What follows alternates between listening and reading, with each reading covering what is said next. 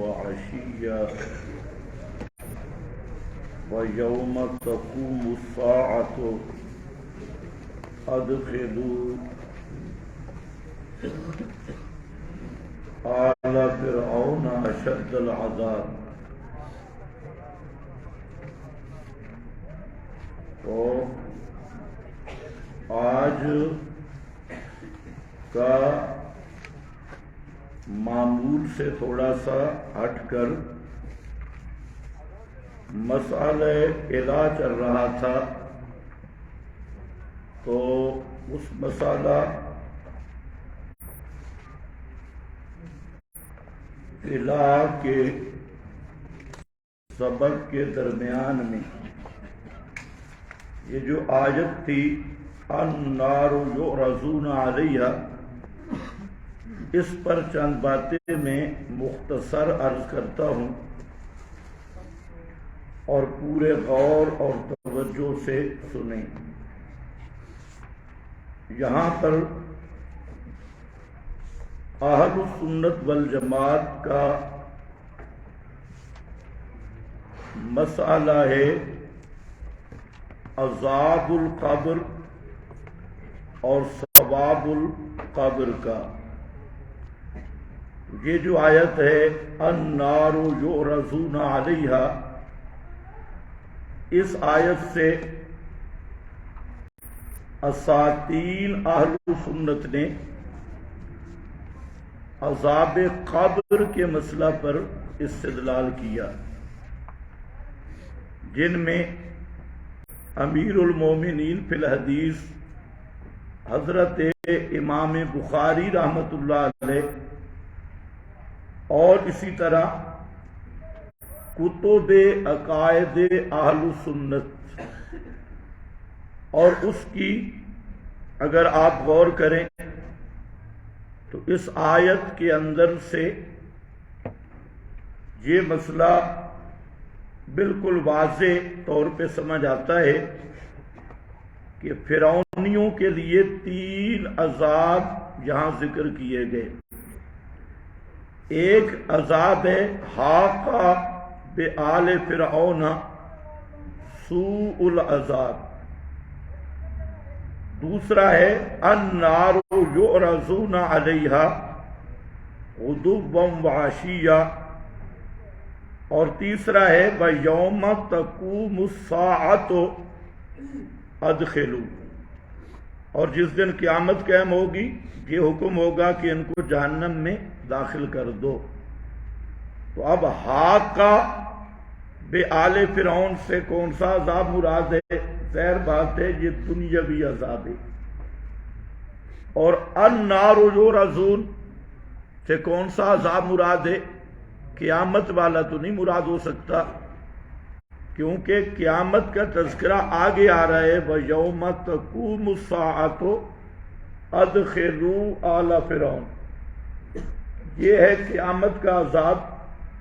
تو النار یعرضون والا کون سا عذاب ہے؟ ظاہر بات ہے یہ ہے قیامت سے پہلے اور مرنے کے بعد۔ یہ قیامت سے پہلے والا عذاب اور مرنے کے بعد والا عذاب، اس کی تعبیر ہے عذاب القبر۔ اس پر چند باتیں میں عرض کرتا ہوں، تفصیل کا تو اب وقت نہیں ہے اور آپ بھی اجتماع میں مشغول ہیں ذہنی طور پر۔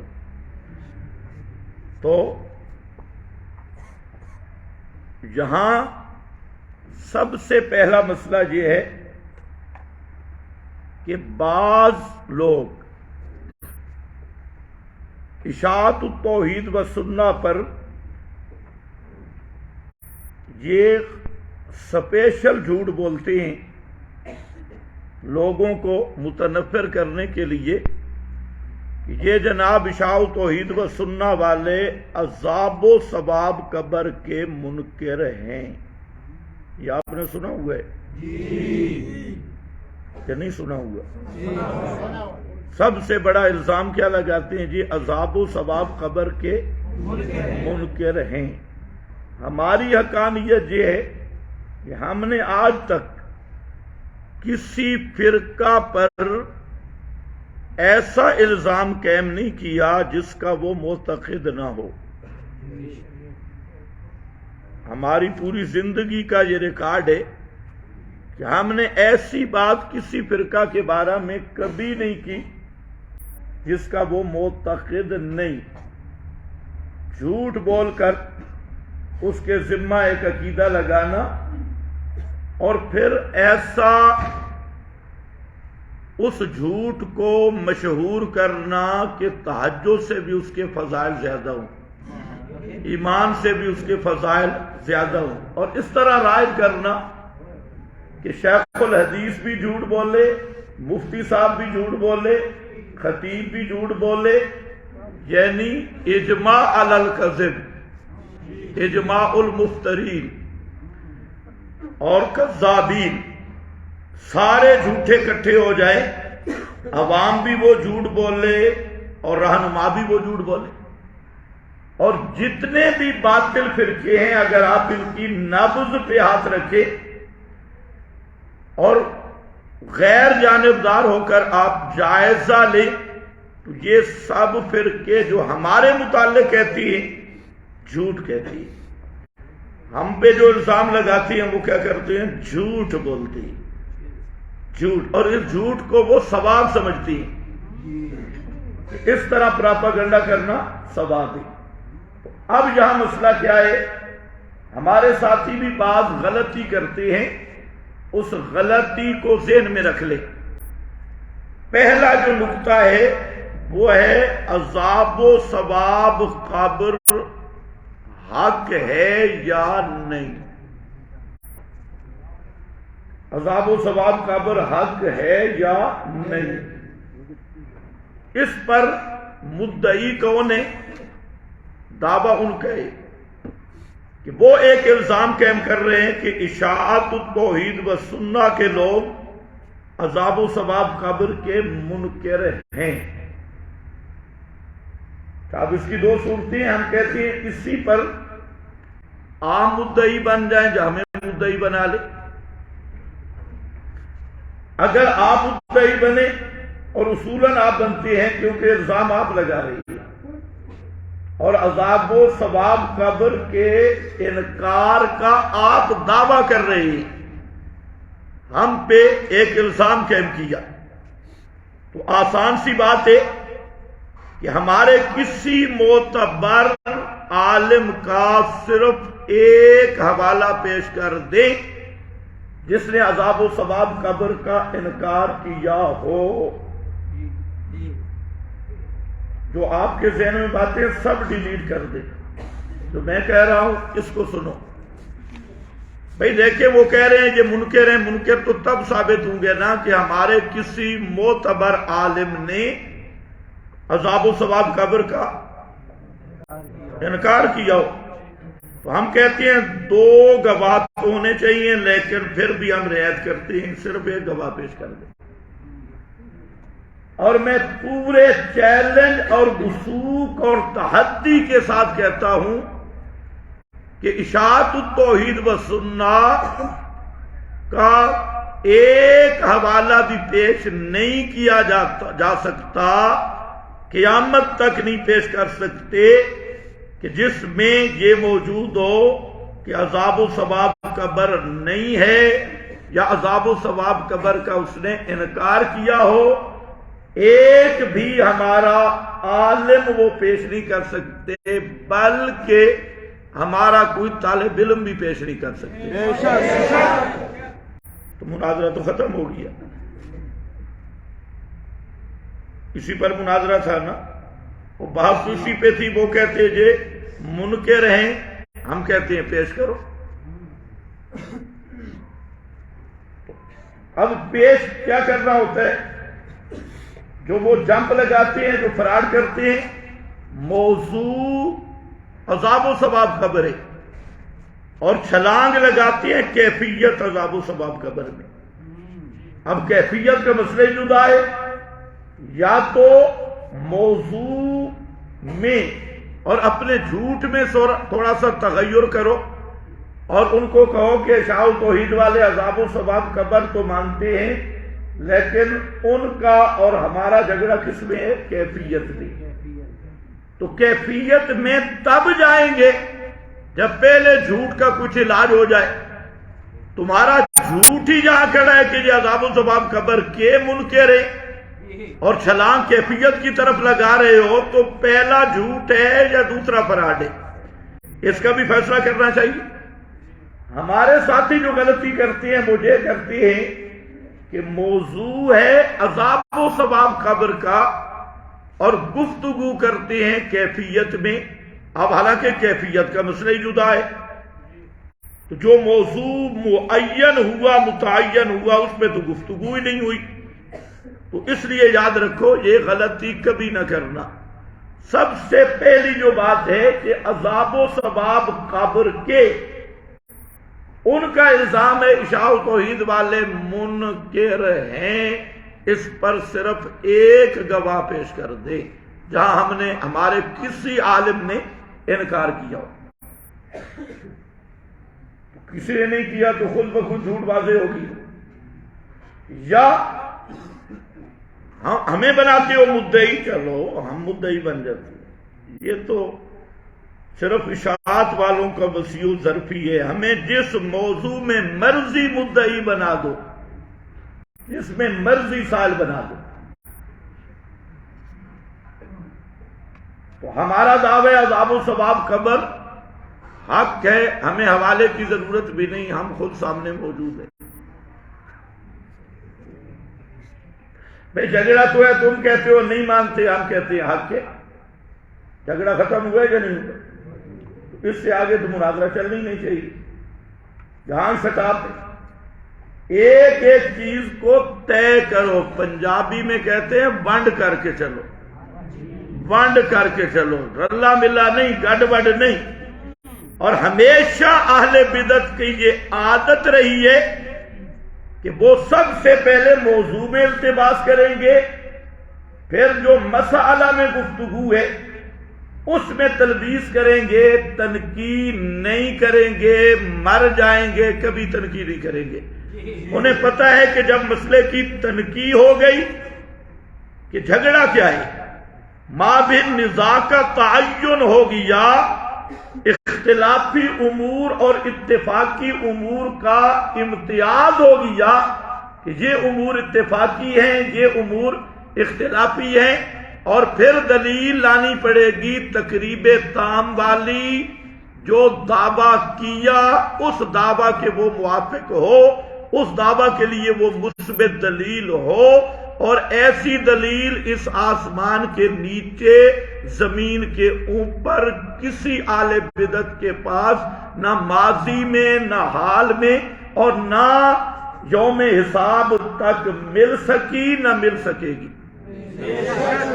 ایسی دلیل ہے ہی نہیں، اس لیے وہ اسی میں اپنی عافیت سمجھتے ہیں کہ پہلے تو موضوع متعین نہ ہو، پھر موضوع کچھ ہو اور جھگڑا کچھ بنا دے، پھر اس جھگڑے کو بھی بالکل واضح نہیں کرنا، مبہم رکھنا ہے۔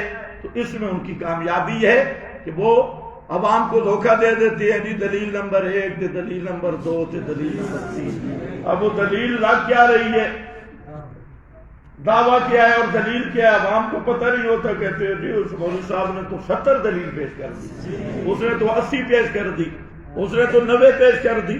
یہ ہے ان کا اصل فراڈ اور بنیاد۔ اور آپ ہوتے ہیں جو المؤمن غر کریم، بالکل سیدھے سادے، تو وہ جہاں بھاگتے ہیں آپ کہتے ہیں پتر لگ دیں، جدھر مرضی جا میں آپ کے پیچھے ہوں، جدھر جاتا ہے میں آپ کے پیچھے ہوں۔ یہ طرز ٹھیک نہیں ہے۔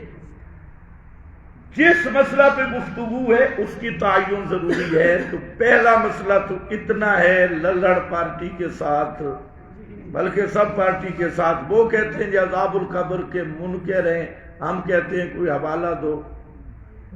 اگر ہمیں مدعی بناتے ہو تو مدعی خود جب مان گیا تو اسے کتاب پیش کرنے کی ضرورت کیا ہے؟ میں مان رہا ہوں کہ ہم عذاب القبر کے صرف قائل نہیں بلکہ عذاب و ثواب قبر کے مطلقاً منکر کو ہم کافر سمجھتی ہیں۔ وہ تو کہتے ہیں تھوڑا سا گمراہ ہے، گمراہ نہیں ہے۔ جو مطلقاً عذاب و ثواب قبر کا منکر ہے وہ کیا ہے؟ کافر ہے،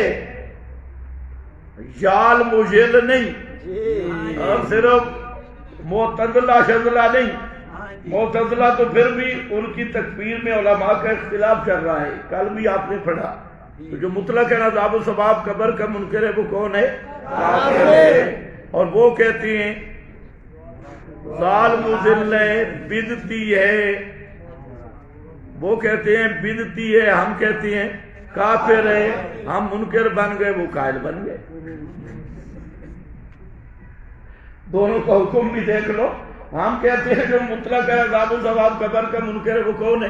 کافر۔ ارے بولو کون ہے؟ کافر۔ وہ کیا کہتی ہے؟ بدعتی ہے جی، معتزلی ہے جی۔ بھائی بدعتی بڑا ہے یا کافر بڑا ہے؟ کافر۔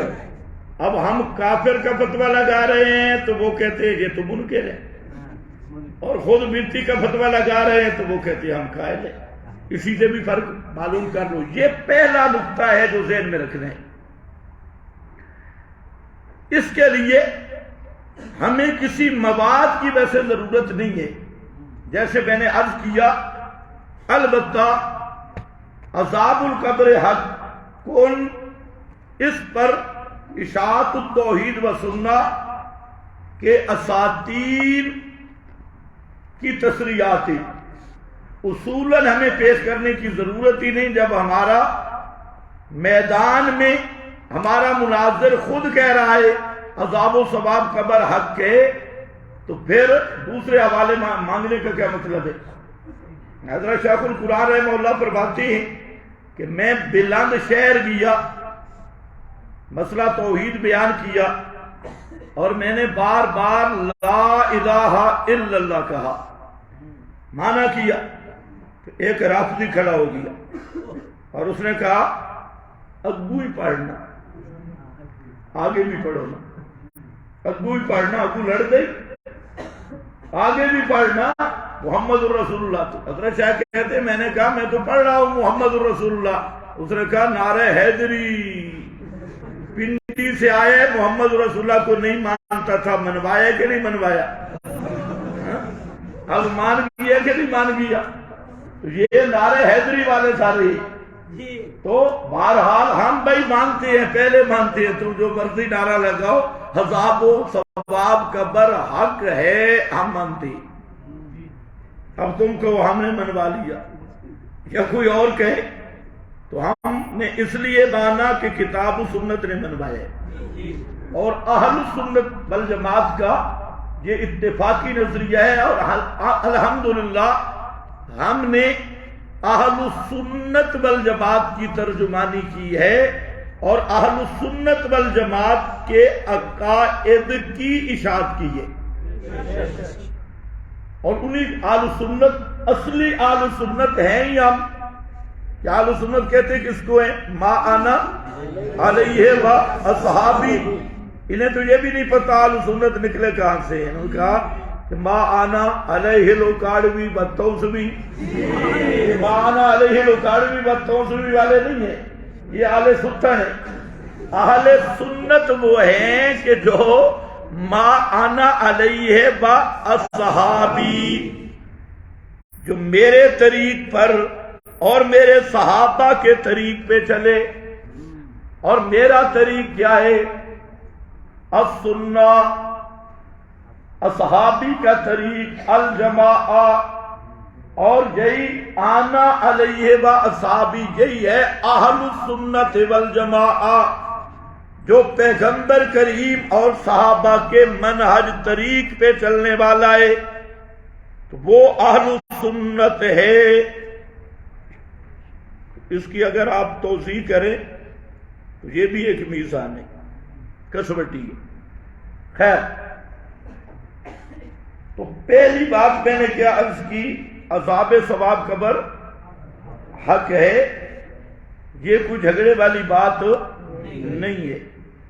یہ میں نے خود لکھا ہے، المسلک المنصور ہے، اور صفحہ اس کا 20 ہے، اور یہاں لکھا ہوا بھی اہل سنت والجماعت کا عقیدہ، سرخی لکھی ہوئی ہے، لیکن یہ بالکل نابینے ہیں، میرا خیال ہے ان کے پاس 10 نمبر کی اینک ہے، اتنی موٹی سرخی نظر نہیں آتی، اور اس میں لکھا ہے تمام اہل سنت والجماعت کا اس مسئلہ پر اتفاق ہے کہ ما بعد الموت قبل القیامہ، موت کے بعد قیامت سے پہلے عذاب و ثواب برحق ہے، اور مطلقاً عذاب و ثواب ما بعد الموت کا منکر عند الجمہور گمراہ ہے و عند البعض کافر ہے، عذاب و ثواب کے ثبوت پر اتفاق کے بعد۔ یہ انکار والی عبارت ہے جو ثابت کی ہے، اور صرف اسی مقدمہ میں تقریباً 80 حوالے میں نے دیے عذاب و ثواب قبر پر، ثابت ہونے پر، ثابت کرنے پر 80 حوالہ جات مقدمہ المسلک المنصور میں موجود ہیں۔ میں حیران ہوں، شرم پھر بھی نہیں آتی، یہ منکر ہے یہ عذاب و ثواب قبر کے منکر ہے۔ اسی طریقہ سے ہمارے اکابرین میں سے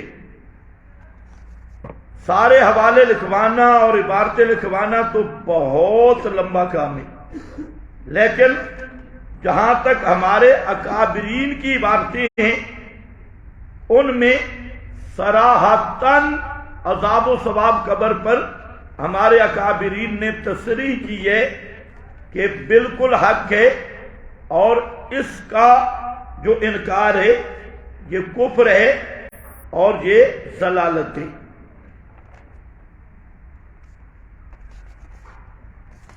اس کے لیے صرف چند حوالہ جات وہ میں آپ کے سامنے رکھ دیتا ہوں، لیکن تفصیل نہیں ہو سکتی۔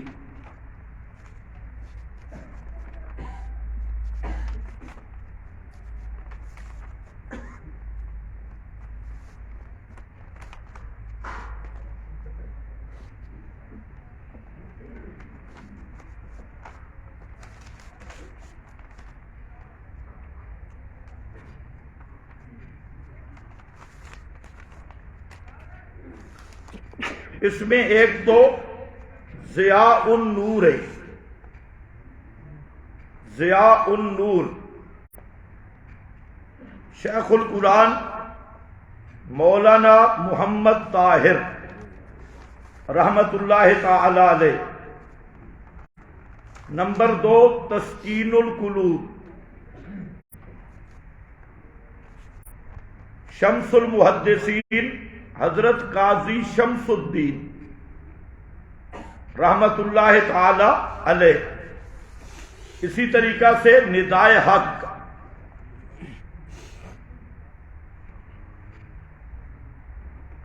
ندائے حق، ندائے حق کی پہلی جلد ہے ہی عذاب و ثواب قبر کے اس بات پر۔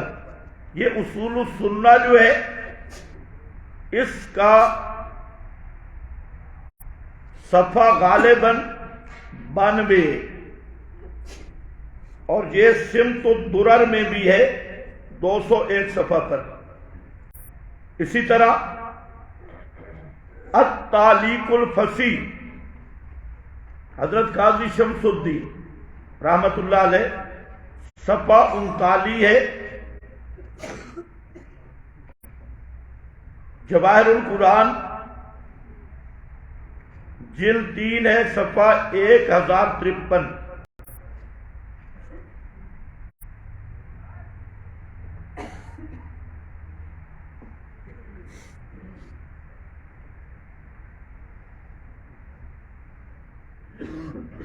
ندائے حق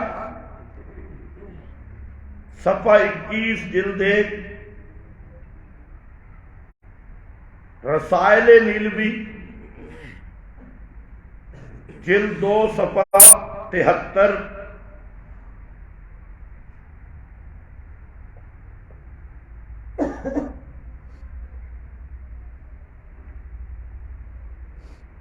الاقوال المرضیہ یہ الاقوال المرضیہ حضرت مولانا محمد امیر بندیالوی،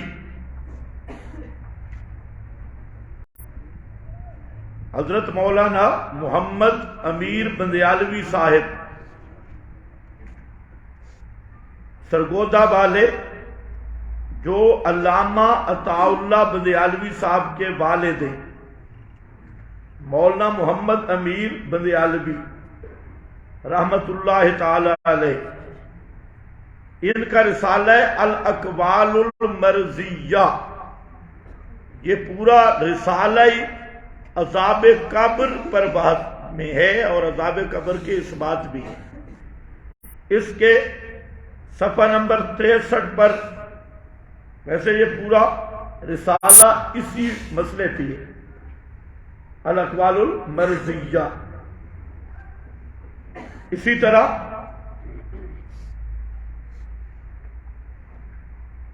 ایک ہمارا رسالہ ہے جو مرکز پنج پیر سے شائع ہوا، مسلک الاکابر،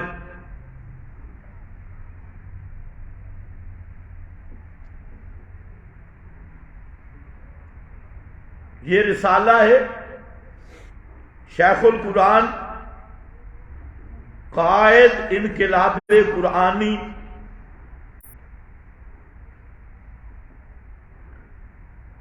امیر مرکزیہ لاشاعت التوحید و سنہ مولانا محمد طیب طاہری، اور اس پر یہ امیر صاحب کا اپنا رسالہ ہے۔ اس پر خطیب اسلام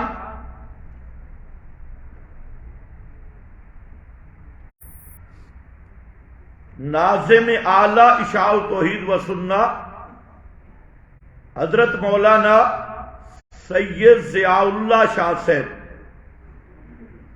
ان کی تصدیق ہے مسلک الاکابر پر، یعنی امیر صاحب امیر جماعت بھی اور ناظم اعلی جماعت دونوں کی تصدیق ہے۔ تو ہماری جماعت کی ذمہ لگا رہے ہیں یا عذاب و ثواب قبر کے منکر ہے؟ یہ امیر جماعت کا رسالہ ہے اور ناظم اعلی کی تقریر اور تصدیق ہے۔ اس میں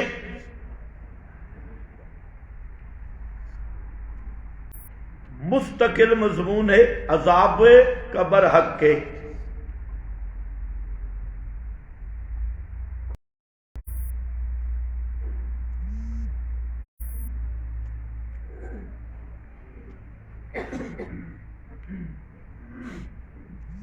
اسی طرح یہ المسلک المنصور شروع سے لے کے آخر تک مقدمہ 80 حوالہ جات اثبات عذاب قبر میں۔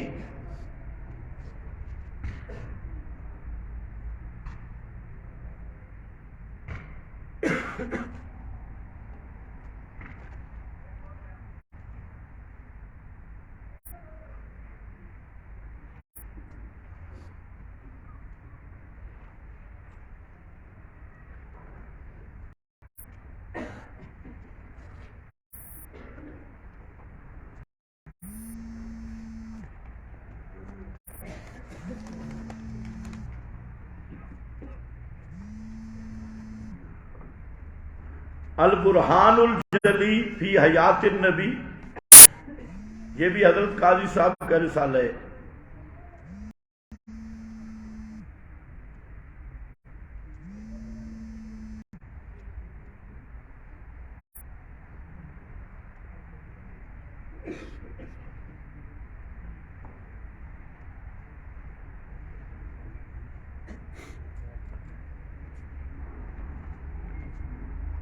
محقق علی الاطلاق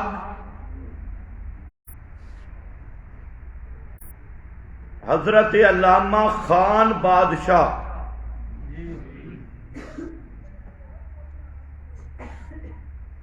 یہ اپنے وقت کا امام ذہبی ہے اسماء الرجال میں، خان بادشاہ قطر، ان کی متعدد کتب میں عذاب قبر کا اثبات ہے۔ تنقید الجوہری میں بھی صفحہ 113 ہے، 103 ہے.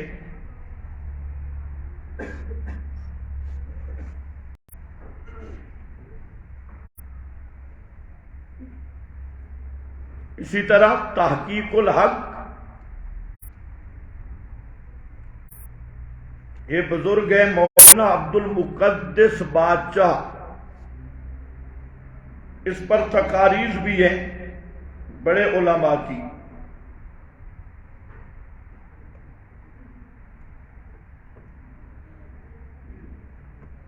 بس اور بھی بہت ساری کتابیں، صرف ہم نے یہ بتانا تھا کہ ان سب کتابوں میں لکھا ہے جو اشاعہ توحید کے اساتین کی کتب ہیں کہ عذاب القبر حق کے.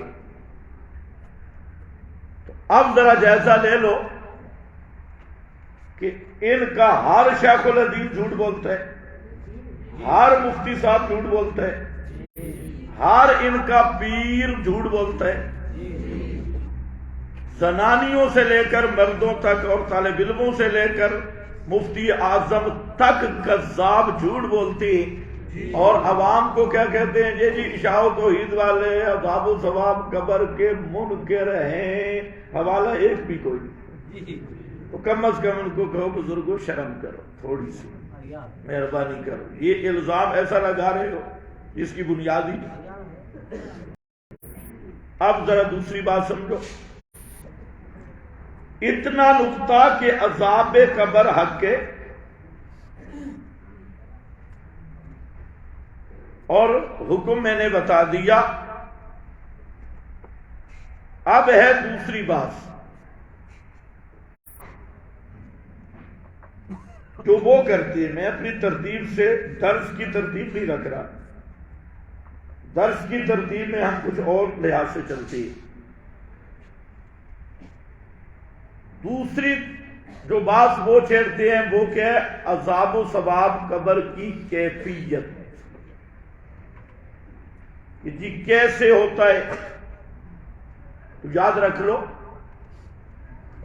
دو چیزیں، دو اہم نقطے سے ان میں رکھ لو. ایک ہے محکمات اور دوسرے ہیں متشابہات. ان کا اصول ذہن میں رکھ لو. متشابہ محکم کا حکم تو واضح ہے کہ اس کے معنی مفہوم پر ایمان رکھنا فرض ہے. جیسے اس کے کلمات الفاظ پہ ایمان رکھنا ضروری ہے، اس کے مدلول پر بھی ایمان رکھنا ضروری ہے. اور ایک ہے متشابہ. متشابہ کا ضابطہ یہ ہے جو اسلم طریقہ احبت طریقہ ہے وہ تو یہ ہے کہ ایمان ثم تفویض، ایمان ثم تفویض. اس پہ ایمان نؤمن بہ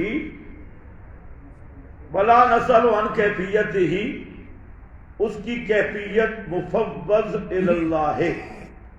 اصل یہی ہے.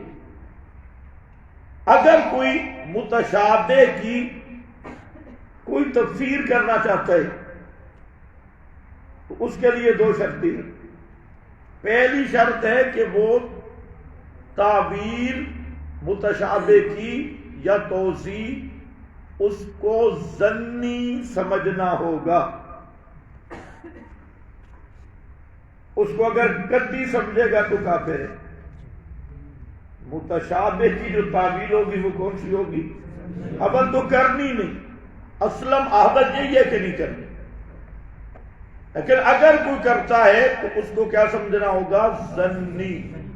شروع میں نے بتایا تھا جب پہلا سبق ہوا تھا، بینات، متشابہات، حقیقی، حکمی، پھر حکمی میں مبہمات، مجملات، محتملات، وہ ساری باتیں میں نے بتائی. اب اسی کو سبق کو ذہن میں لے آؤ.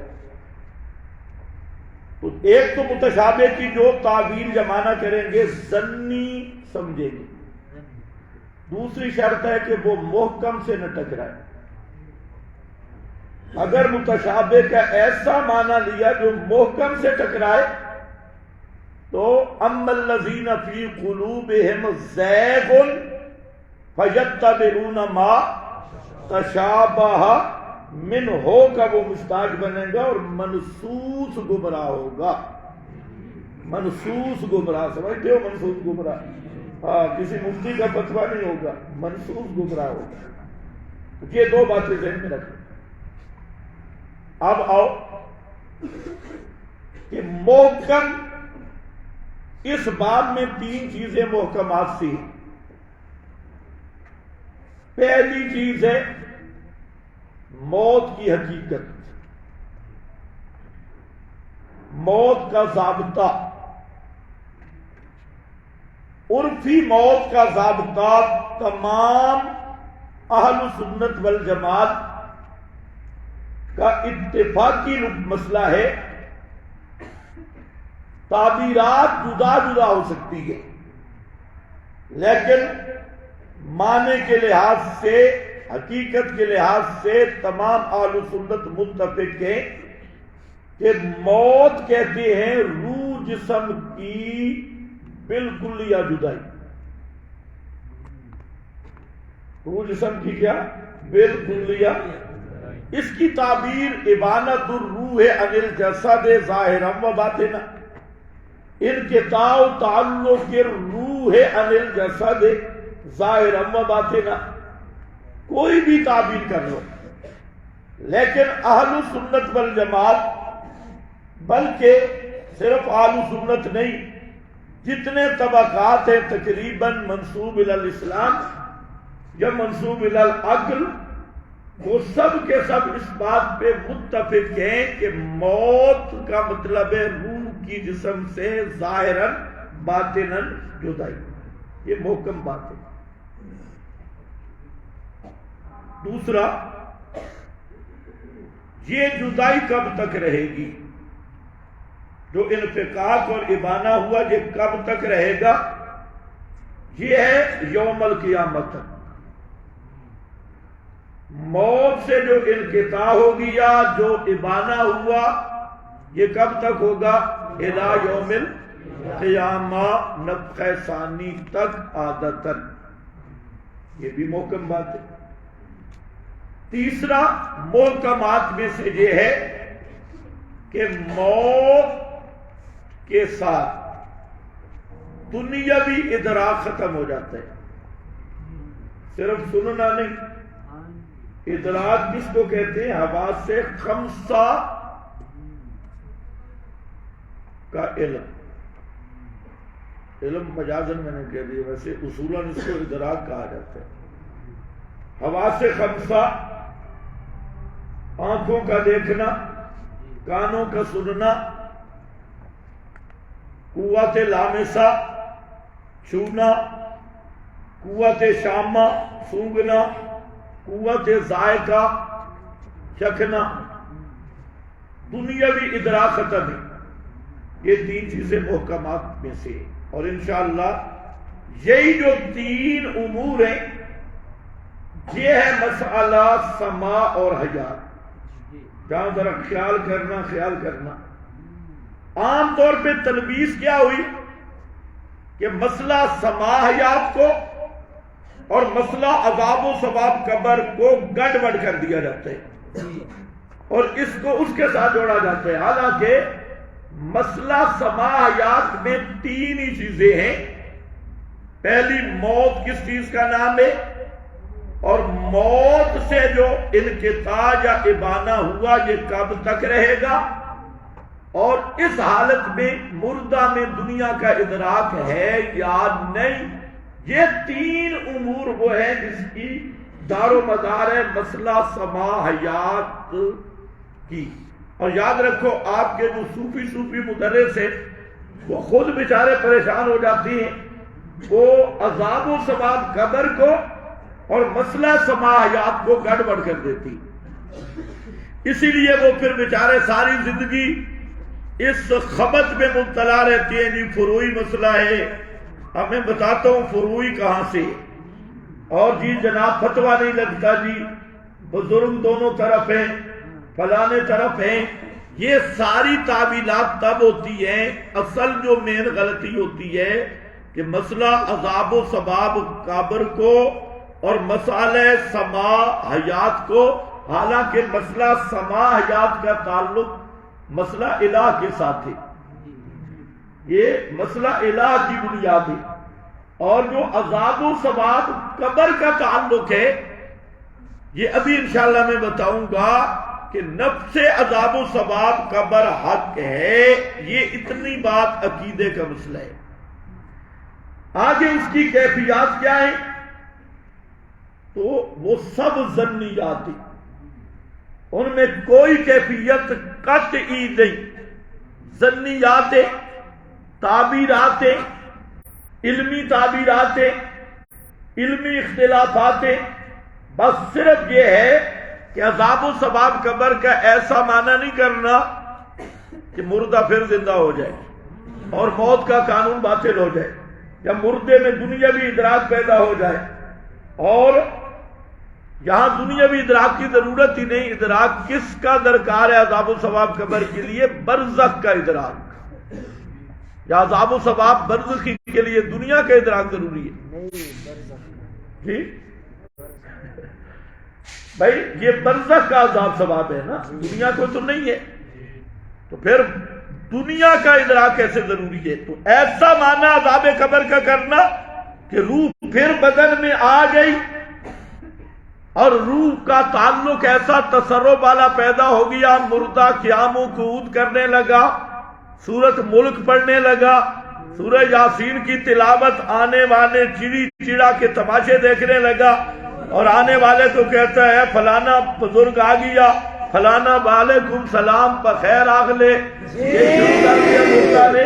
تو بھائی یہ ہے محکم سے مقابلہ، اور متشابہ کا معنی کرنا ایسا جو محکم سے ٹکرائے تو وہ ہوتا ہے منسوس اہل زلال، منسوس، کسی چھوٹے موٹے دارالفتاء کے فتوے کی ضرورت نہیں ہے، اما الذین فی قلوبہم زیغ کا مصداق ہے۔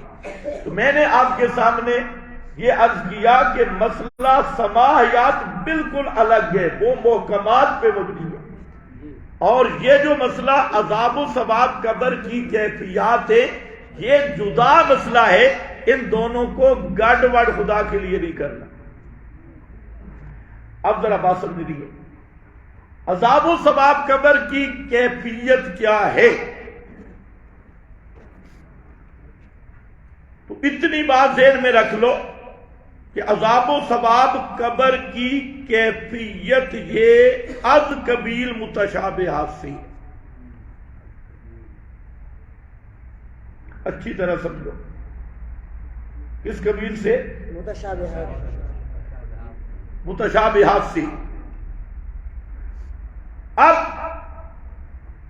اس کی تعبیر، تو جیسے متشابہات کا ایک ضابطہ ہے کہ جو متقدمین حضرات ہیں تو ان کے ہاں تو بالکل آسان مسئلہ ہے، نؤمن بہ ولا نسأل عن کیفیتہ، اس میں پڑھنے کی ضرورت ہی نہیں۔ بعض حضرات نے اس کی تعبیرات کی ہیں، لیکن وہ سب تعبیرات ظنی ہیں، توجہ ہے نا؟ اور اس کی تعبیرات میں کل 4 قسم کی تعبیرات ہیں، ایک دو اصل ہے، اور وہ حضرات کہتی ہیں کہ عذاب و ثواب قبر حق ہے، لیکن اس کی کیفیت مفوض اللہ ہے۔ اس کی کیفیت کیا ہے؟ مفوض اللہ۔ اچھا کیوں؟ کہ متشابہات ہے۔ اچھا متشابہ سب ہے کہ اندر روح نہیں ہے۔ ابھی آپ کہیں میرے سر میں درد ہے تو یہ متشابہ بن جائے گا؟ نہیں۔ یا پیٹ میں درد یہ متشابہ بنے گا؟ متشابہ اس لیے ہے کہ قیامت تک روح بدن میں نہیں ہے، اور عذاب و ثواب بھی ہو رہا ہے۔ یہ کیسے ہو رہا ہے جب روح نہیں؟ تو کہتے ہیں اس کی کیفیت مفوض اللہ ہے۔ بس چھوڑو ان جگروں کو، تفویض ہے۔ اچھا اس پر آپ کی جو عقائد نسبی ہے، ایک تو شرح ہے، ایک متن ہے، امام نسفی کا متن، اس کے اندر غور کریں تو ہر مدرسے میں پڑھائی جاتی ہے وہاں لفظ لایا بما یعلمہ اللہ، عذاب قبر حق ہے، لیکن کیسے حق ہے؟ بما یعلمہ اللہ۔ بما یعلمہ اللہ کا کیا معنی ہے؟ کیفیت اس کی کون جانتا ہے؟ اللہ جانتا ہے۔ خود عقائد نسبی نے بھی اسی قول کو اختیار کیا، تفویض والا قول۔ اور میں پھر کہہ رہا ہوں کہ یہ متشابہ تب ہے کہ اندر روح نہیں۔ اگر اندر روح ہے اور مردہ زندہ پڑا ہے، تم زندہ بیٹھے ہو، مجھے کوئی کہے کہ میرے پیٹ میں درد ہے، تو متشابہ ہوگا؟ میری آنکھ میں درد ہے، جو متشابہ ہوگا؟ کیونکہ اندر روح موجود ہے، زندہ ہے۔ تو وہ مردہ ہے، اندر روح نہیں۔ پھر عذاب و ثواب کیسے؟ اب یہاں کیسے مفوض اللہ، کیسے بما یعلمہ اللہ، اس پر بہت زیادہ حوالے میں نے جمع کیے کہ جو ہمارے بڑے بڑے اکابرین حضرات ہیں ان کی یہ تصریح موجود ہے۔ اور آخری جو تبصرہ ہوگا وہ انشاءاللہ سب کچھ سامنے آ جائے گا۔ حضرت شیخ القرآن مولانا محمد طاہر رحمت اللہ علیہ، انہوں نے اصول السنہ صفحہ 94، اس میں انہوں نے تصریح کی ہے کہ کیفیت عذاب و ثواب قبر کی متشابہات سے ہے۔ عنوان سمجھ آ رہا ہے؟ کیا ہے؟ متشابہات سے، اصول السنہ صفحہ 94۔ اسی طرح حضرت امام اہل سنت نیلوی شاہ صاحب رحمت اللہ علیہ، ان کی ندائے حق صفحہ 294 ہے۔ اسی طرح ندائے حق صفحہ 37 ہے، 38 ہے، 21 ہے۔ ان سب صفحات میں حضرت نے اس کو متشابہات سے شمار کیا۔ یہ میں اس لیے کہہ رہا ہوں کہ بعض پنجابی خطیبوں کو بھی تکلیف ہوتی ہے۔ اسی طرح مسالک العلماء صفحہ 298 ہے، اور شمس المحدثین حضرت قاضی شمس الدین رحمت اللہ تعالی علیہ،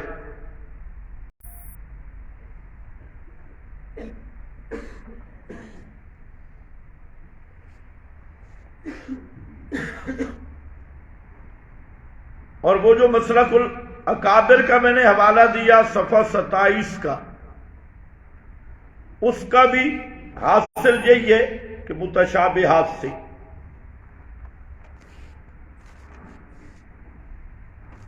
اسی طرح اکفار الملحدین ہے علامہ انور شاہ صاحب کاشمیری کی، اور اس پر وقت کے تمام اکابرین دیوبند کے دستخط تقریزیں موجود ہیں۔ اکفار الملحدین کے شروع میں اکابرین دیوبند کی مصدع کا کتاب، اور علامہ انور شاہ صاحب نے تصریح کی ہے کہ عذاب و ثواب قبر کی کیفیت یہ متشابہات سے۔ یہ جتنے حوالے متشابہات کے آ رہے ہیں ہمارے نظریہ کی تائید ہے۔ میں نے بتا دیا متشابہات سے تب ہے کہ روح اندر موجود نہیں ہے، اور مردہ مردہ ہی ہے، زندہ نہیں۔ اگر مردہ زندہ ہو چکا ہے تو پھر متشابہات کا کیا معنی؟ روح اندر ہے، پھر کیا معنی؟ تو بدور بازغ حضرت شاہ ولی اللہ محدث دہلوی وہ بھی یہی فرماتی ہیں۔ اس کی مزید تفصیل جس کے پاس المسلک ہے، اس میں بہت سارے حوالے ہیں۔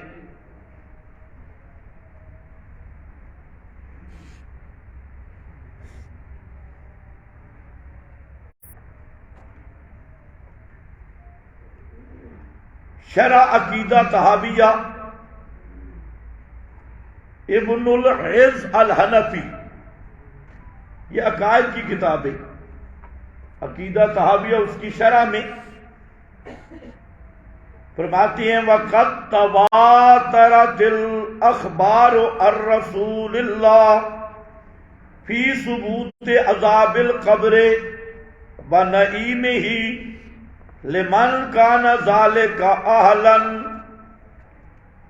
آگے فَيَجِبُ اعتقاد ثبوت ذَلِكَ وَالْإِيمَانُ بِهِ وَلَا نَتَكَلَّمُ فِي كَيْفِيَّتِهِ، وَلَا نَتَكَلَّمُ فِي کیفیت، ایمان اس پر واجب ہے لیکن ہم اس کی کیفیت میں بحث ہی نہیں کرتے۔ لا نتکلم، یہ وہی مسئلہ ہے تفویض والا۔ اسی طرح عینی شرح ہدایہ جلد 4 صفحہ 640 میں فرماتی ہیں کہ یؤمن بأصل العذاب ویسکت عن الکیفیہ، اصل عذاب کو مانا جائے ویسکت عن الکیفیہ، اور کیفیت سے سکوت اختیار کیا جائے، سکوت۔ اسی طرح کفایہ علی الہدایہ صفحہ 152 جلد 2 ہے۔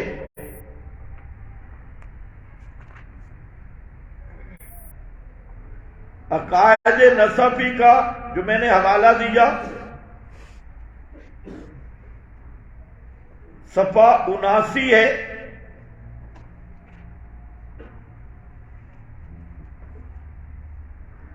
اور یہ جو ہے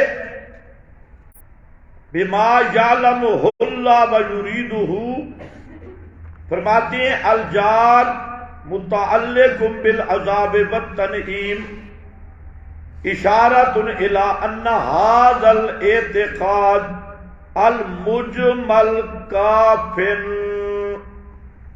بما یعلمہ اللہ، چار مجرور کا متعلق بتا رہا ہے، متعلق بتا رہا ہے کہ یہ کس کے متعلق ہے، اور کہتا کیا ہے کہ اس عبارت کا مطلب ہے کہ یہ ایک اعتقاد مجمل کافی ہے۔ وَأَمَّا الْبَحْثُ عَنْ كَيْفِيَّتِهَا فَغَيْرُ لَازِمٍ، کیفیت سے بحث لازمی نہیں۔ بس اور بھی بہت ساری عبارتیں اس پہ جمع ہیں۔ تو پہلا قول کیا ہے کہ عذاب و ثواب قبر کی کیف کیا ہے، متشابہ ہاتھ سے۔ تو متشابہ کا میں نے کتنی باتیں، 2 شرطیں ہیں۔ ایسا معنی نہیں کرنا جو محکم سے ٹکرائے۔ اگر عذاب قبر کا معنی یہ کرو جو مردے سنتے ہیں تو یہ محکم سے ٹکرائے گا۔ عذاب قبر کا یہ معنی لے کہ روح پھر واپس آ گئی ہے اور یہ زندہ قیام و قعود کر رہے ہیں تو یہ محکم سے ٹکرائے گا، اور اس کا قائل پکا بے ایمان ہوگا۔ تو اس لیے عذاب قبر بھی حق ہے، اور میت کا میت ہونا بھی حق ہے، اور عدم سما بھی حق ہے۔ اب ذرا سمجھو، تو تعبیر کیا نکلی کہ متقدمین اور محتاطین علماء فرماتے ہیں کہ اس کی کیفیت مفوض الی اللہ۔ تو ہم کہتے ہیں اسی پہ رک جاؤ، جھگڑے ختم۔ کیوں جھگڑے ڈالتے؟ کیونکہ جو بھی تعبیر ہوگی ضمنی ہوگی۔ دوسرا قول اہل سنت والجماعت کا کہ عذاب و ثواب قبر فقط للروح، یہ بھی کس کا قول ہے؟ اہل سنت کا قول ہے، فقط للروح۔ اس پر میں حوالے لکھا لوں گا، لیکن پہلے مجمل بات سمجھو۔ فقط للروح آسان تعبیر ہے۔ وہ فرماتی ہیں کہ 4 جہان ہیں، ایک عالم ارواح ہے، الستو بربکم، وہاں یہ اجساد نہیں تھے، ارواح سے آد لیا گیا۔ ایک عالم دنیا ہے، روح جسم کٹھا ہے، سمجھ گئے میری بات؟ یہ بھی کس کا قول ہے؟ ذرا اونچا کر کے بولو. یہ کہنے والے بھی کون ہیں؟ اہل السنت. اہل السنت پر بیٹھا مانا ہے، کوئی سمجھ نہیں ہے. اہل السنت کی کشتی پر بیٹھے ہیں یا نیچے پھینک دی گئے؟ یہ جو آج کے کباڑی شباڑی گھومنے شمنے جی یہ تو کہتے ہیں کہ ان کو نیچے پھینکو. تو یہ فقط للارواح کا، یہ حضرت امام راضی نے کہا ذهب الیہ عالم من الناس، لوگوں کا ایک جہان اس کی طرف چلا گیا. اور آخر میں فرماتے ہیں فوجب المسیر الیہ. یہ راضی نے بات کی ہے فقط للارواح پر. حافظ ابن القیم نے اس پر ذهب الیہ طوائف من المسلمین من المتکلمین من اہل الکلام والحدیث. یہ جو فقط للارواح والا نظریہ ہے، اس کی طرف مسلمانوں کے کئی جماعتیں چلی گئی ہیں. اور وہ کئی جماعتیں کون ہیں؟ ریڑی شیڑی والے. کون ہیں؟ من اہل الکلام والحدیث. وہ محدثین اور متکلمین کی بہت ساری جماعتیں چلی گئی. یہی بات عرف شرعی میں لکھنا آپ چھوڑ دو، اندھیرا ہو گئی ہے. میری طرف دیکھو انشاءاللہ یاد رہے گا. عرف شرعی میں علامہ انور شاہ صاحب نے بھی فقط للارواح کے قول کو اہل السنت کا قول شمار کیا. فیض الباری میں بھی اہل السنت کا قول شمار کیا. روح المعانی میں بھی اہل السنت کا قول شمار کیا. تو متعدد اساتین امت نے دوسرا قول انہوں نے کہا کہ قبر کا عذاب ثواب اس بدن کے ساتھ نہیں ہوتا، بلکہ کس سے ہوتا ہے؟ روح کو ہوتا ہے. سمجھ گئے میری بات؟ یہ ایک قول ہے گروہ اہل سنت کا. اچھا، تیسرا قول یہ عذاب و ثواب قبر روح مع الجسد المثالی. اچھا، جسد مثالی کوئی باہر کی چیز نہیں ہے. اس پہ یہ اعتراض کرتے ہیں جی کرے کون سا جسم تے بھرے کون سا جسم، گناہ یہ جسم کرتا ہے، سزا جسم. مثالی سبق میں نے تھوڑی وضاحت بھی کر دی تھی، جس میں مثالی کو ملے. حضرت نیلوی شاہ صاحب تو اس کی زبردست لطیفہ سناتے تھے. فرماتے تھے کہ زنا کا آلہ کوئی اور ہے اور مار پیٹ کو پڑ رہی ہے. تو یہ بھی اکاڑوی عدالت میں مقدمہ پیش ہونا چاہیے. بھئی پیٹھ پہ کوڑے نہیں مارنے، جس کا قصور ہے وہاں ہی کوڑے پڑے. سارے فقہا غلطی ماسٹر اکاڑوی سے مشورہ نہیں کیا. اور یہ بھی علامہ آلوسی نے اس کا ایک اور جواب دیا. فرماتے ہیں کہ ان گدوں سے کوئی پوچھے کہ قیامت والے دن کافر کی صرف داڑھ احد پہاڑ جتنی ہوگی اور ایک کندھے سے دوسرے کندھے تک کی مسافت، تو کرے 6 فٹا وجود بے ایمانیہ، اور قیامت کے دن اتنے بڑے جسم کو سزا ملے. تو کہتے ہیں یہ بھی ان گدوں سے پوچھ لو. تو کہتے ہیں کوئی عاقل یہ سوال نہیں کر سکتا، کیونکہ اصل دراک کا روح ہے. چاہے جسم چھوٹا ہو یا بڑا ہو، تو اصل دراک وہ ہے. سید محمود آلوسی کی بات بتا رہا ہوں، انہوں نے یہ بات کی ہے. خیر میں اب یہ کر رہا ہوں کہ جسد مثالی جو ہے اسی جسد انصری کے اندر کی چیز ہے. حضرت تھانوی رحمت اللہ علیہ نے اس کی مثال دی ہے. جیسے زیت میں روغن زیت ہے، گلاب میں عرق گلاب ہے. تو ایک جس میں لطیف ہے یہ گوشت پوست ہڈیاں، جس میں کثیف، اور اسی کے اندر جس میں لطیف ہے. بعض نے اس کو نسمہ سے بھی تعبیر کیا. تو وہ جسد مثالی وہ ہے، یہ باہر کا نہیں. ان کا ایک مولوی تھا، یہ جھانگ کا مسلی تھا، مسلی بھی چوڑا مسلی. وہ پہلے حضرت نعمانی صاحب رحمہ اللہ کے پاس بھی پڑھا. پہلے وہ غیر مکلف تھا، پھر حضرت نعمانی صاحب رحمہ اللہ کے پاس شرح جامی تک پڑھا. پھر کہیں ماسٹر صاحب کے رندے کے نیچے آ گیا تو تھا وہ چوڑا، اور چوڑا بھی ہم گئے ہیں اس کے، چوڑا سمجھتے ہو نا، یہ جو عام طور پہ کلیوں والے ہوتے ہیں ان میں نکاح کی عادت بھی نہیں ہوتی، جس کا جیسے موقع مل جائے، تو اصل میں اس گروہ سے تھا۔ تو پھر ایسے مزاج والے کو تو ماسٹر صاحب کا بھی مزاج ملتا جلتا تھا، تو ایک جیسا مزاج تو کشش سے تو ہوتی ہے مزاجوں کی، تو جو روحیں اوپر کٹھی رہی نیچے بھی کٹھی ہو جاتی ہے، تو خیر وہ پھر مل گئے۔ پھر وہ بڑا بکواس کرتا تھا، نعمانی صاحب رحمہ اللہ کو، بڑے، حالانکہ حضرت استاد تھے لیکن بہت بکواس، گندے بکواس کرتا تھا وہ ایمان۔ تو ایک دفعہ نعمانی صاحب رحمہ اللہ کو اس نے تعریف کی کہ کلو مماتی متکبر ولو کان فضولا۔ اچھا آخر میں ایک دفعہ تو قلعہ دیدار سنگھ میں ہم پڑھتے تھے، وہ آیا تھا۔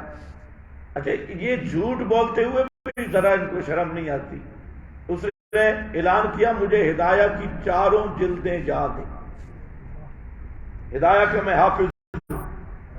اسی طرح ان کو بیٹھا ہونا مجھے پوری بخاری یاد ہے، اور 2 سندیں پوچھو تو گالڑ کی طرح نیچے گریں گے۔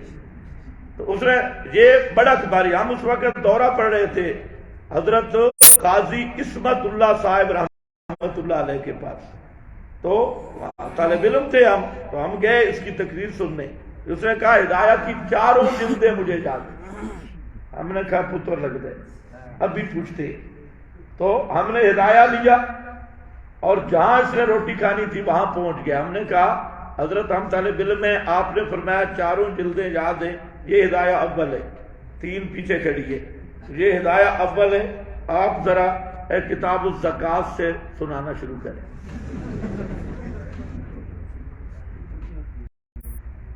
اب وہ تو فرض کیا کیونکہ ڈینگیں بڑی ماری تھی، اب سارے اس کے انتظامیہ والے پہلے تو خوش تھے نا ہمارے حضرت صاحب تلاوت کریں گے ہدایہ کی، لیکن حضرت صاحب کو کتاب الزکوٰۃ کے بعد ایک لفظ بھی میرا خیال تو دیکھ کے بھی نہیں آئے گا، تو یاد تو مشکل ہے۔ بالکل چپ، مجھے کہتے ہیں آپ کس جگہ کی ہے؟ میں نے کہا چھوڑو ہم تو ہدایت سنتے ہیں۔ تو پھر کسی نے بتایا یہ بکر کا ہے، فلاں وہاں ایک مدرسہ تھا اعزاز العلوم، تو وہاں میرے پھوپھی زاد بھائی پڑھاتے تھے، پھوپھی کے بیٹے، وہ بہت بڑے مفتی تھے اور بہت متقی تھے، انہوں نے مجھے اس طرف لگایا تھا، مدرسے کی طرف اپنے ساتھ لے جاتے تھے۔ اس نے وہ تعلق نکالا، کہتے ہیں کہ آپ کے وہ جو ہے نا بھائی وہ میرے استاد ہیں، آپ میرے استاد کے بھائی ہیں، اس لیے میں آپ سے کوئی بے ادبی نہیں کرتا۔ میں نے کہا بہت میرا ادب ہے لیکن ہدایت میں سنوں گا اس میں تو کوئی بے ادبی والی بات نہیں۔ خیر پھر ہم اس کے پاس گئے، آخر پہ اسے بہت افسوس تھا، وہ مجھے کہتا ہے کہ حضرت نعمانی صاحب رحمہ اللہ سے آپ میری صلح کرا دیں۔ تو ہم اس کے مدرسے میں گئے تھے، کاموکی تھا غالباً، تو اوپر جب ہم گئے نا بورڈ لگا تھا استاذ الحدیث، شیخ الحدیث فلاں فلاں فلاں۔ اندر ہم نے پوچھا کہ حضرت کیا پڑھاتے ہیں؟ تو انہوں نے کہا زاد الطالبین پڑھاتے ہیں، ثانیہ تک کتابیں، محقق الاثر جو ان کے جو ہوتے ہیں۔ خیر ہم گئے تو ہمارے قاری صاحب ہیں، اب بھی وہ زندہ ہے لاہور میں، اس وقت وہ گجرانوالہ میں تھے، قاری صدیق معاویہ، وہ جو بابا ادھر آتا ہے نا قاضی احسان الہی صاحب میاں والی والے، اس کا بیٹا ہے قاری صدیق معاویہ، وہ بھی میرے ساتھ تھا۔ خیر ہم نے وہ پریشان ہو گیا، ہم گئے، بعد میں پھر اس نے بڑی منت کی کہ میں صلح کرنا چاہتا ہوں، ساجی سے صلح کرا دیں۔ تو میں نے کہا بھائی مانا تجھے مسئلے کا پتہ ہی ہے، تو ایسے خامخواہ ڈرامہ بنائے ہوئے، کہتا ہے بھوک سے مرنا ہے اشاعتی رہ کے، اشاعتی بن کے بھوک سے مرنا ہے، یہ تو آپس میں لڑتے رہتے ادھر۔ کہتے تمہیں نہیں پتا میں ان کا علمی دنیا کا بادشاہ ہوں لڑوں کا، اور مجھے سب سے زیادہ میرا رو بھی اس سے بنا ہے کہ یہ نعمانی صاحب کا شاگرد ہے. اب جتنے شیخ الحدیث مفتی ہیں بس اس نسبت کی وجہ سے وہ مجھے اپنی علمی دنیا کا بادشاہ سمجھتے ہیں. تو میں لیکن میں حضرت سے اب آپ استادی کو کہے، میں نے پھر حضرت کو کہا بھی تھا، تو استادی نے کہا ویسے لانتی ہے، اس کو کہو یہ کفریات چھوڑ دے تو ہماری صلح ہی صلح ہے. آ جائے لیکن اصل تو عقیدہ گندا ہو گیا. تو بہرحال اس نے مجھ سے سوال کیا جی کہ یہ جس میں مثالی پلاسٹک کا بنا ہوگا، لوہے کا بنا ہوگا، لکڑ کا. تو میں نے کہا محمدی صاحب آپ کا جس میں مثالی تو خالص گدھا کا بنا ہوگا. باقی تو بھائی یہ جس میں مثالی باہر کی چیز نہیں ہے، یہ وہ جس میں لطیف ہے. روم الجسد المثالی، یہ بھی کس کا قول ہے؟ بولو بولو کس کا قول ہے؟ اونچے بولو. یہ بھی قول کس کا ہے؟ اہل سنت کا ہے. اور چوتھا قول اہل سنت کا جو متکلمین کا، یہ صوفیاء کا ہے. چوتھا قول اہل سنت کا ذرا سمجھنے کی کوشش کرو. چوتھا قول یہ ہے کہ آدمی کے اس بدن میں دو قسم کے ذرات ہیں. ایک ذرات زائدہ ہیں، ایک اجزاء اصلیہ ہیں. اجزاء اصلیہ وہ ہیں جو خوراک سے بڑھتے نہیں، بیماری سے کم نہیں ہوتے، وہ اصل میٹیریل ہیں اور ان میں کمی اور زیادتی نہیں ہوتی. کچھ اجزاء تو ہے نا کہ آدمی بیمار ہو گیا، آج کل تو وزن کم کر رہے ہیں. ایک آدمی کا 6 من وزن تھا، اس نے جناب وزن کم کرتے 60 کلو تک پہنچا، تو اب وہ چھٹا ایسا بچ گیا، باقی انسان گیا. اچھا، وہ جو کم اور زیادہ ہوتے ہیں یہ کون سے ہوتے ہیں؟ اجزائے زائدہ، جو خوراک سے بنتے ہیں اور پھر بیماری سے کم بھی ہو جاتی ہیں. اور ایک ہے اجزائے اصلیہ جو اصل باڈی ہے، اور اس کو بعض تعبیرات میں عجب الذنب کہا گیا، اور آج کے سائنس میں اسے کہتے ہیں ڈی این اے. سمجھے نا؟ وہ کیا ہوتے ہیں؟ ذرات اصلیہ. اس میں پورا ریکارڈ انسان موجود ہے. اور حدیث میں کل ابن آدم یاکل التراب الا عجب الذنب، وہ عجب الذنب دم غذا وہ باقی رہتا ہے، باقی پورے وجود کو مٹی کھا جاتی ہے. تو بہرحال اجزائے اصلیہ. اور یہ فرماتے ہیں کہ اصل انسان روح مع الذرات الاصلیہ ہے. ذرات اصلیہ کہیں بکھر جائیں ہواؤں میں، فضاؤں میں، اور ذرہ ایک مشرق میں، ایک مغرب میں، ایک جنوب میں، ایک شمال میں، اصل عذاب و ثواب روح کو ہوتا ہے. لیکن جو روح کا عذاب و ثواب کا معاملہ ہے، اس کا کچھ اثر اللہ کی قدرت سے ان ذرات اصلیہ پہ بھی پڑتا ہے. اس اثر کو وہ تعبیر کرتے ہیں نوع من الحیات. کیا تعبیر کرتے ہیں؟ نوع یا ادراک بسیط، یا ادراک بسیط. وہ میں نے قاضی صاحب کا حوالہ دیا، قاضی ثناء اللہ صاحب کا، جنہوں نے سورہ بقرہ وہ کیف تکفرون پڑھا ہے، تو وہاں میں نے حوالہ آپ کے پاس لکھا ہے الفرقان پہ. انہوں نے کیا مثال دی تھی کہ قبر میں حیات میں یات نہیں ہے، لیکن عذاب کیسے؟ تو کیسا ہے کہ جو آدمی ام من شیء الا یسبح بحمدہ پہ ایمان رکھتا ہے، وہ اس کا انکار نہیں کر سکتا. تو ان ذرات میں بھی، چاہے ریت کے ذرے، پتھروں کے ذرے، ان میں بھی ایک قسم کا ادراک ہے. تو اصل عذاب و ثواب روح کو ہوتا ہے، روح اپنے مقام پہ ہوتی ہے. اور یہ جو ذرے چاہے بکھر جائیں، ذرہ ذرہ ہو کے جہاں کہیں بھی ہوں، تو اللہ اپنی قدرت سے اس عذاب و ثواب کا اثر ان ذرات پہ بھی ڈال دیتا ہے. اس کی تعبیر کیا ہے؟ نوع من الحیات، قدر ما یتعلم اور یتلذذ اچھا وہ اثر کیسے ہوتا ہے؟ کہتے ہیں لا یعلم کنہہ الا اللہ، اس کی جو کنو ہے اللہ کے سوا کوئی نہیں جانتا۔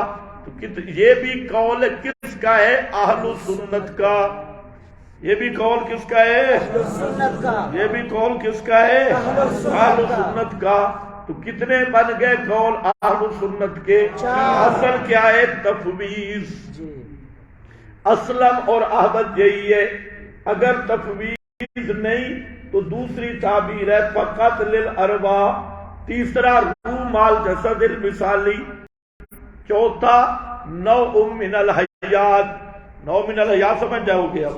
نوع من الحیات، یہ چاروں میں سے جو بھی کر لو، ان کا مسئلہ سماجات سے تعلق ہے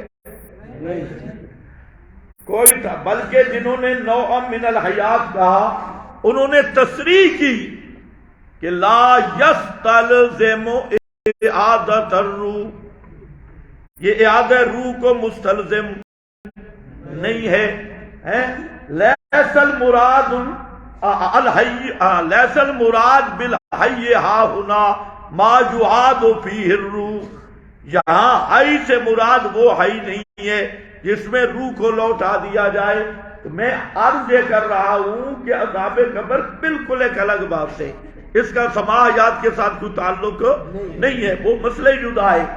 اب سنو، اس مسئلے میں ہم مدعی، کیفیت والے بات میں ہم مدعی، ہمارا یہ دعویٰ ہے کہ عذاب و ثواب کی کیفیت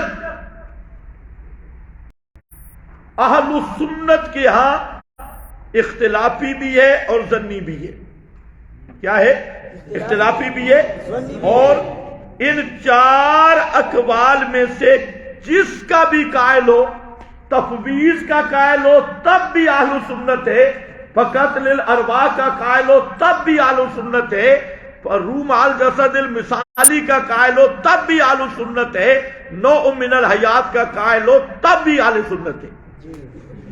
ان چار اقوال میں جس کا بھی قائل ہے وہ کون ہے؟ اہل سنت۔ اور انہوں نے ثابت کرنا ہے کہ جو تفویض کا قائل ہے یا فقط للروح کا قائل ہے یا روح مال جسد المثالی کا قائل ہے اور یا نوع من الحیات اعادہ روح کا قائل نہیں، تو وہ کہتی ہیں کہ یہ بدعت ہے، یعنی ان کے نزدیک اہل سنت کے چاروں اقوال میں سے کسی کا قائل ہو وہ بدعتی ہے، ہمارے نزدیک اہل سنت کے اقوال میں سے کسی کا قائل ہو وہ اہل سنت ہے۔ تو اب ہمارا دعویٰ کیا ہوگا کہ ان چار اقوال میں سے جس کا بھی کوئی قائل بنے وہ اہل سنت ہے، اس کو ہم نے اہل سنت ثابت کرنا ہے، اور اس نے کیا ثابت کرنا ہے؟ اہل بدعت۔ اب آئے نا بچو، اب آئی دیوار، اور جتنے حوالے، یہ سارے میں نے حوالے یہ نئے جمع کیے پرانوں سے ہٹ کے، یہ سارے حوالے میں نے کل آپ کو 700 سے بھی زیادہ کہا، یہ سارے موضوعات پہ جو حوالے ہیں۔ تو اب یہاں پر آپ کے لیے ضروری ہے، ایک آپ نے وہ حوالے جمع کرنے ہیں جو تفویض کے قائل ہیں، دوسرے وہ حوالے جمع کر رہے ہیں جو روح مال جسد فقط روح کے قائل ہیں، تیسرا وہ حوالہ جات جو روح مال جسد المثالی، اور چوتھا وہ حوالہ جات جو نوع من الحیات قدر ما یتعلم او یتلذذ، یہ چاروں پر تقریباً 750 حوالے موجود ہیں اہل سنت کے۔ اب اس کو ذرا دیکھنا ہے، وہ اہل سنت کے حامی ہیں یا ہم اہل سنت کے حامی؟ ہم فتویٰ لگا رہے ہیں یا وہ لگا رہے ہیں؟ یہ جو چیختے ہیں فتویٰ لگا رہے ہیں، بچوں فتویٰ تو تم لگا رہے ہو، تمام اہل سنت کو تم فتویٰ لگا رہے ہو، ہم تو اہل سنت کا دفاع کر رہے ہیں، اور الٹا بدنام ہمیں کیا ہوا ہے۔ یہ بھی اکابر کی تکفیر کرتے ہیں، بزرگوں کی تکفیر کرتے ہیں، الوہ تکفیر تم کر رہے ہو۔ ہم تو کہتے ہیں تفویض والا بھی اہل سنت، فقط للروح والا بھی اہل سنت، روح مال جسد المثالی والا بھی اہل سنت، نوع من الحیات والا بھی، کیونکہ یہ متشابہات کی تعبیر ہے۔ اور ہمارے نزدیک خود راجح اور صحیح بات وہ قول اول ہے، یعنی متشابہات سے ہونا، ہم خود اسی کو ترجیح دیتی ہیں۔ اچھا پھر اگر سوچا جائے کہ یہ جو 9 من الحیات ہے، اس والا قول اور پہلا قول تعبیر میں فرق ہے، تقریباً ملتے جلتے ہیں، تھوڑا سا فرق ہے، چوتھا اور تفویض والا، اور فقط للروح اور روح مال جسد المثالی، اس میں بھی تھوڑا سا علمی فرق ہے، تقریباً یہ بھی ملتے جلتے ہیں، دونوں میں جیسے عنصری نہیں ہے، توجہ ہے نا، دونوں میں جو، اور چاروں اقوال کو اکٹھا کریں، کسی میں بھی یہ نہیں ہے کہ روح پھر بدن میں آ جائے اور بدن اٹھے بیٹھے سنے دیکھے اور دنیا کا ادراک حاصل، وہ مسئلہ ہی جدا کھڑا ہے۔ تو یہ تھی تھوڑی سی دوسرے مسئلہ پر بات۔ آپ کو کوئی بات سمجھ آئی؟ میرا خیال ہے اب تیسرا نقطہ نہ شروع کریں، یہ بھی بھول نہ جائے، آگے اجتماع تکرار آپ نے نہیں کرنا۔ اچھا اس کو بند کر دو۔